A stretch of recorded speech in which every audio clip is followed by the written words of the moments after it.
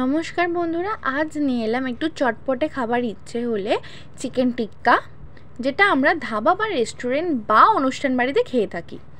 প্রথমেই বোনলেস করা চিকেনগুলো আদা রসুন বাটা, নুন আর লেবুর রস দিয়ে মাখিয়ে আধ ঘন্টার মতো রেখে দেব। তারপর একটি আলাদা পাত্রে জল ঝরানো টক দই, ধনে গুঁড়ো, জিরে গুঁড়ো, গোলমরিচ গুঁড়ো, গরম মশলার গুঁড়ো আর কাশ্মীরি লঙ্কা গুঁড়ো দেব। তারপর দেব কাসুরি মেথি, তারপর দেব মেয়োনিজটা আপনারা স্কিপ করতে পারেন, কেননা আমি এখানে আরেকটু যাতে টেস্টটা ভালো হয় তার জন্য ইউজ করেছি। এরপর একটি বাটিতে গরম করে নেব ঘিটা গরম হয়ে গেলে তার মধ্যে দেব বেসন, কিন্তু এটা মাথায় রাখতে হবে ঘিটা গরম হয়ে গেলে আমাদেরকে ফ্লেমটা বন্ধ করে দিতে হবে। তারপর বেসনটা ভালো করে ঘিয়ের সাথে মিক্সড করে নিয়ে দইয়ের যে মিক্সচারটা আমরা রেডি করেছিলাম তার সাথে মিক্সড করে নিতে হবে।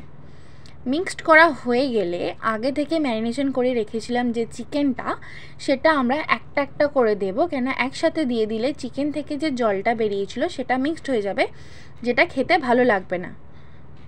এরপর চিকেনটা আমাদের ভালোভাবে মশলাটার সাথে মেশানো হয়ে গেলে প্রায় 2 ঘন্টা আপনারা রেখে দিতে পারেন। যদি বেশি সময় রাখতে পারেন তাহলে আরও ভালো হবে চিকেনটা। আমি রেখেছিলাম 2 ঘন্টার মতো। আমি প্রথমে দেখাবো কিভাবে মাইক্রোওভেনে করা হচ্ছে। মাইক্রোওভেনের যে শিকগুলো হয় তার মধ্যে বাটারটা লাগিয়ে চিকেনটা একটু ছেড়ে ছেড়ে দিয়ে দেব।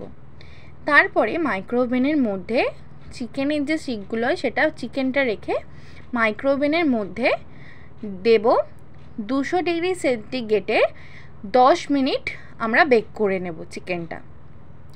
10 মিনিট হয়ে গেলে চিকেনটাকে আমরা বের করে অন্তত পক্ষে 1 মিনিট একটু রেস্টে দেব, যাতে চিকেনটা খুব ভালোভাবে জুসি আর সফট হয়েছে সেটা আপনারা বুঝতে পারেন। আমি এবারে দেখাবো চিকেনটাকে একটু হালকা বাটার লাগিয়ে নেব চিকেনটা মাইক্রো থেকে বার করে নিয়ে।